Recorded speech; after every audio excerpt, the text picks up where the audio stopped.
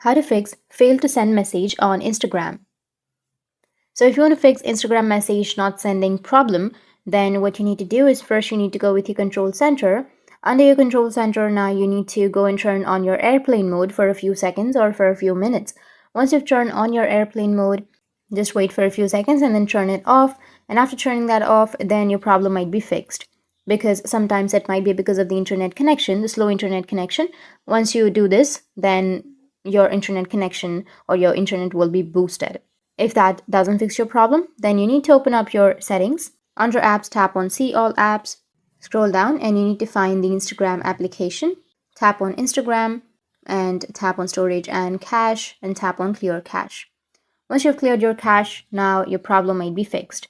But if that still doesn't fix your problem, then you need to go back and open up your Play Store. And on your Play Store, you need to go with search, and under search, you need to search for Instagram. After searching, go with the update option if you have any updates under your Instagram. And after updating, you need to restart your device and your problem will be fixed. That's how you can fix fail to send message on Instagram problem. And if you have any questions, feel free to comment below. Thanks for watching.